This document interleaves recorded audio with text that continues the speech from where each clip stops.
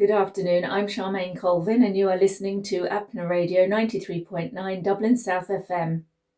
On India this week, more than 1 billion Indians will be taking part in the world's largest census, which launched on Wednesday, marking the first population count in more than 15 years. The two-phase exercise, billed as the world's most ambitious of its kind, will see more than 3 million officials spend a year counting every person in India. India's 16th census, the 8th since independence in 1947, will also include caste data and is seen as crucial for policy, welfare delivery and political representation in the world's most populous country. With more than 1.4 billion people, India overtook China in 2023, according to the United Nations Population Fund. Yet falling fertility and a median age of 28 mean it remains one of the world's youngest countries, with nearly 70% of its population of working age. The last census was held in 2011, with the 2021 round delayed by the pandemic and later pushed back further due to administrative and electoral scheduling, the first time the decennial exercise missed its schedule. The exercise will span 36 states and federally administered territories, more than 7,000 sub-districts, over 9,700 towns and nearly 640,000 villages, with fieldwork carried out by enumerators and supervisors, typically school teachers, government staff and local officials. For the first time, the census will be conducted digitally, with enumerators using mobile apps to collect and upload data. Of concern is that India, for a number of years, has been making policy without a recent population baseline. In the absence of a fresh census, it has relied on sample surveys, from consumption expenditure to labour force data, with the Statistics Ministry working to keep them broadly representative. For economists like Ashwini Deshpande of Ashoka University, the census is essential to update the basic map of India itself, what counts as rural, urban or increasingly peri-urban. Much of that classification still rests on 2011 data, even though many areas have since transformed, blurring the lines that underpin policy. That has real consequences for India's vast welfare and public spending system, says Deshpande.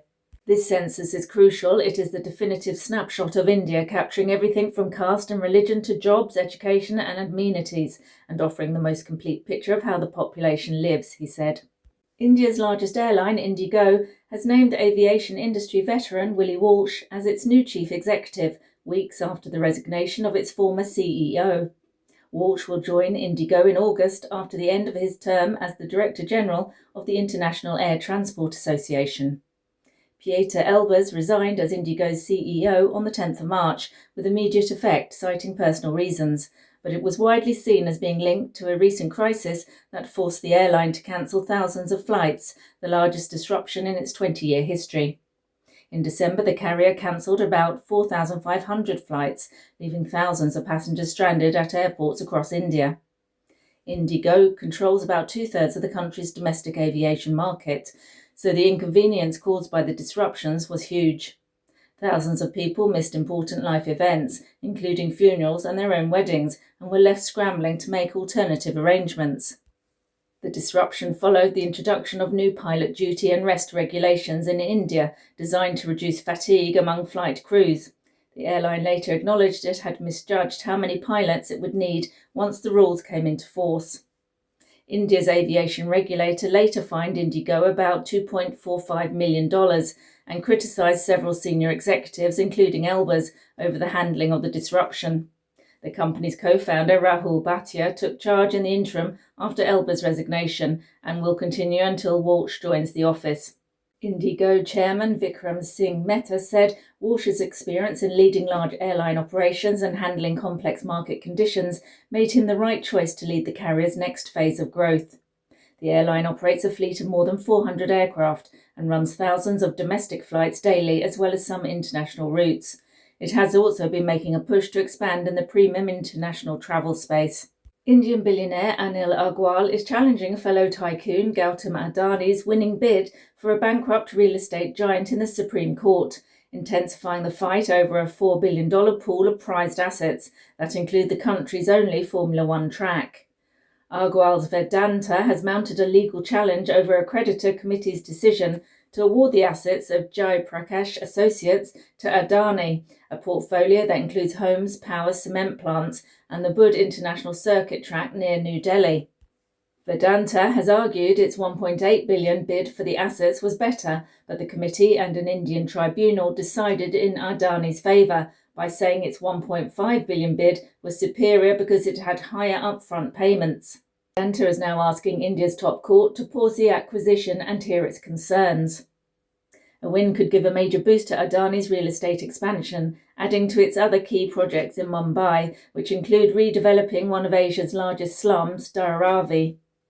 Formula One races have been stalled in India for 13 years due to regulatory and taxation disputes, forcing organisers to discontinue the programme. 8 Indian seafarers who were detained in Iran in December have returned home after weeks of delay caused by the war in the Middle East. The men were part of an 18-member crew, 16 Indians and 1 each from Sri Lanka and Bangladesh, on a ship seized by Iranian authorities, who alleged they were smuggling fuel. The company operating the ship denies this. 8 crew members returned to India on the 10th of February. The remaining 8 Indians reached home on Sunday after an arduous journey that involved travelling via land to Armenia and then taking a flight via Dubai. The ship, MT Valiant Roar, operated by Dubai-based Prime Tankers LLC, was seized on the 8th of December while it was in international waters. Some of the crew members were taken to a jail in Iran's Bandar Abbas port city, while the others were detained on the vessel. And finally, Indian teenage batter Vaibhav Sooryavanshi is quickly becoming one of the biggest talking points in cricket. The teenage batter has been in an explosive form in the IPL, delivering performances that are far beyond his age. Former Pakistan wicketkeeper Kamran Akmal believes this is just the beginning. He feels Sooryavanshi is already ready for the international stage and could soon represent India. From smashing a century in just 35 balls to hitting a 6 on the very first ball of his debut, he has consistently grabbed attention. His latest knock, a blistering 15-ball 50 against Chennai Super Kings while chasing a small target of 128, only added to the buzz around him. And that's all from me. You have been listening to Apna Radio 93.9 Dublin South FM.